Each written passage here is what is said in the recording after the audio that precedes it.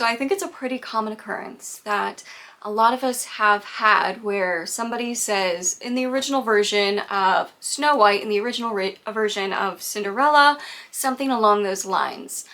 And as my intent on this channel is to talk about fairy tales and folklore and all of that, I thought I'd go over why I'm not going to be using the term original. So part of the reason, just to simplify this entire thing, is originals are not originals, frankly, when we're talking about fairy tales and folklore.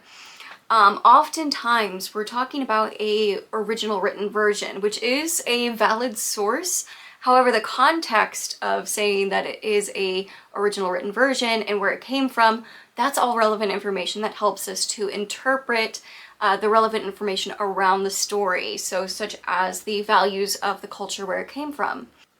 Another part of that being that in the modern day, we often associate these fairy tales, especially with their tropes, where the name of the story and the trope is ubiquitous.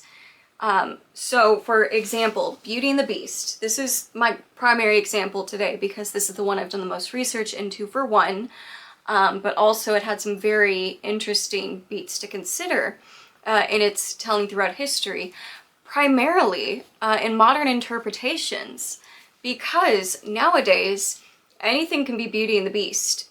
It just has to have either an ugly or an ill-tempered male lead, and a beautiful or especially kind female lead. That's basically all. Sometimes not even that. Sometimes just enough of like the male lead is enough for people to consider it being Beauty and the Beast. You see it nowadays with like mafia dom books and that kind of thing, where there's no magic involved. People have just slapped it on there because of the dynamic, because of the motif of the story. So this version here, this is a tricky one too, Beauty and the Beast especially. Again, when we're speaking about originals, we're going to be talking about the original written version. So we're going to start here. And for this one in particular, this was a very tricky one because it had me fooled. It did. There are three main versions of the literary Beauty and the Beast to be aware of whenever you're talking about these things.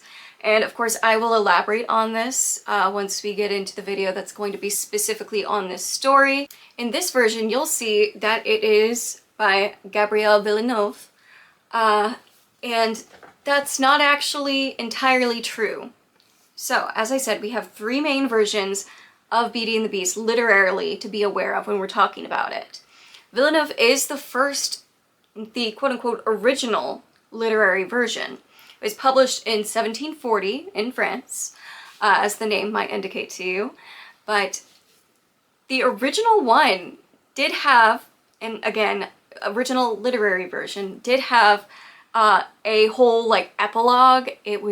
That was a prologue. It was very interesting, and it's going to have its own video again because there's a lot that happens there, and a lot of it I can't see on YouTube. However, we're going to make the most of it because it is very interesting. Now, only about 16 years later, in 1856, Beaumont writes her version, which is very, very similar, but she does change a few things about it. As far as I can tell in the versions that I have read, it also is abstaining from the weird prologue, epilogue that Villeneuve had in here, quite possibly. And then the third version, this is where it gets tricky, is Andrew Lang's version. Now, you might know Andrew Lang from the fairy books, the blue fairy book, the green fairy book, basically every color he had a fairy book. He compiled all of these stories from all over, from, you know, different countries, and adapted them. And this is where it gets tricky, because Lang specifically says, at least in the versions that I've gotten of the Blue Fairy book, that this is the Villeneuve version of Beauty and the Beast. And now, listen, it's become quite convoluted because I've read multiple versions of the Villeneuve version. This is one. I've gotten digital ones on Kindle. The one in the Blue Fairy book, both digital and published. And they all exclude this prologue epilogue. But when you read it, it's almost identical. So what I found out as I was researching, I originally thought that this author had taken creative liberties, frankly. I found a compilation of fairy tales from the mid-19th century called 4 and 20 Fairy Tales.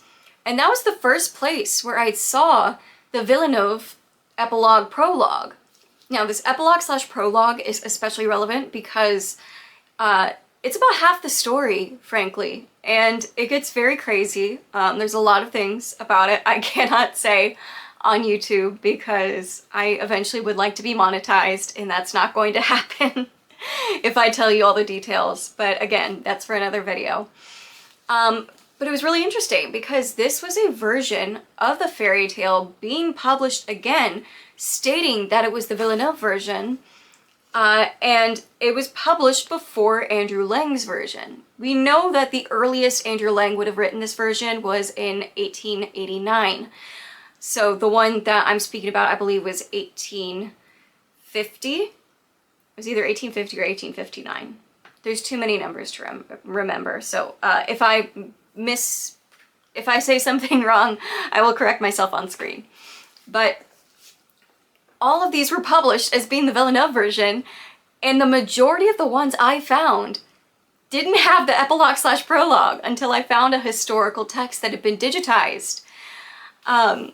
So that's part of where it becomes really interesting in talking about originals, because if you read this one here, or if you read the one from the Blue Fairy book, they both say they're by that author, but they've been sanitized.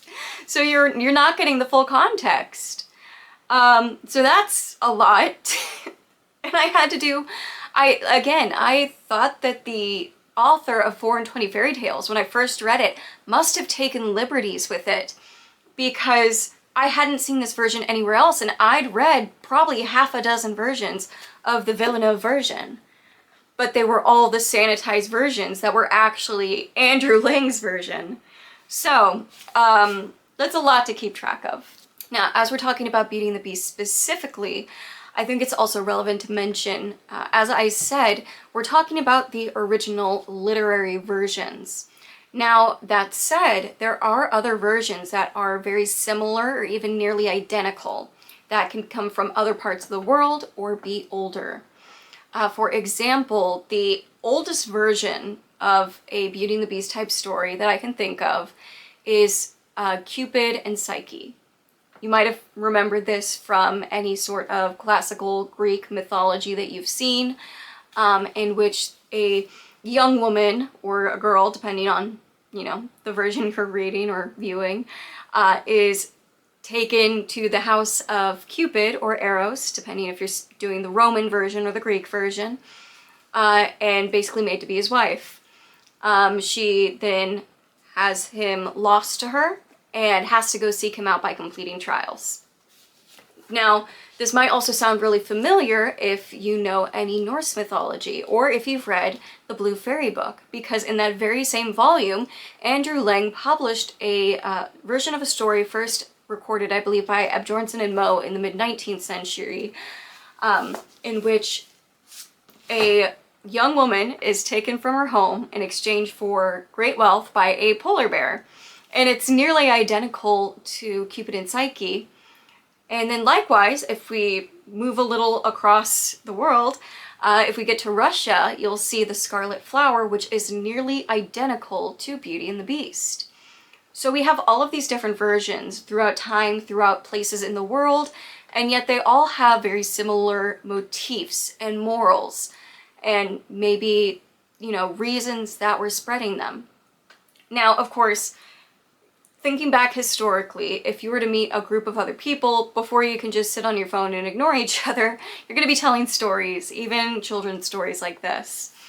And when you're telling these stories to somebody from a completely different place and they go back home and they want to tell their kids it, they're gonna have to adapt it. Maybe you don't have roses where you come from, so you come up with a scarlet flower. Maybe you don't have the god Eros, so you come up with a prince transformed into a polar bear. So you've got these ideas that were likely very, very old, but have been diffused throughout culture and time. There's probably, in fact, a common ancestor to these stories that we will never get to know, because that's just how it works. There were, not really any written versions for a very, very long time. So I think it's very interesting to keep an eye on that, see what we can find as we go back in history. I'm by no means exhaustive on this. Unfortunately, I am currently employed, and so I can't spend all my time just talking about this stuff, as much as I love it. So, but based off the research that I've done, we see these similar things throughout history in different places in the world. Now keep in mind as well, when we're talking about Beauty and the Beast, the majority of people who are going to be talking about this story are going to be mentally referencing the Disney version from the 1990s. And in fact, if you go back to some of the storyboards they had for the original version of Beauty and the Beast they were making, the original intro was a lot more like the Beaumont Beauty and the Beast than it was to what it is now, which is very different. But you can see inspiration. Again, another video. I can't delve into all of it because we'll be here for a billion years. And now, of course, when we're referencing that version, the 1990s version of Beauty and the Beast, we have a cultural norm. That's our cultural default when we're thinking of that. But think of the other cultures, as we spoke of earlier, who may have in fact had a different but similar version of basically Beauty and the Beast. East the Sun, West the Moon, Eros and Psyche, the Scarlet Flower, all of these different ones, and even more. Again, I cannot be exhaustive with this, at least not in this video. So I think it's really interesting to keep in mind these different versions and where they come from and the reasons we retell them. Because here we are in, the 21st century, and we're still telling these stories, whether it's through Disney or books or, those crummy AI cartoons that show up everywhere on YouTube. They're ubiquitous to us. And yet we know so little of the originals or the original meanings behind them. So when I'm not going to be saying original in reference to a literary version without specifying it. That's my thesis for this one. So I am really looking forward to getting further into this, getting into different stories, the tropes, the other international and more ancient versions of them, because I think it's really interesting that these stories, as old as they are, and as old as their, base versions are, we're still telling them today, and they still have meaning to us. When I first started researching this, I asked a lot of people what the moral of Beauty and the Beast was to them. For a lot of people, it was the Disney version, that beauty is found within. Sometimes I asked men about it, and they'd say it was about the transformative power of a woman's love. And for early people who read this version, it may have been that your husband's gonna be dumb and ugly, and he's actually a nice guy on the inside. So, what does it mean throughout history? And that's what we're going to be looking into with these future videos. So I'm going to go ahead and start preparing my Beauty and the Beast specific video. We're going to talk about that there. But I wanted this to serve as an introduction to how we're going to be talking about these stories and something to keep in mind as we go forward.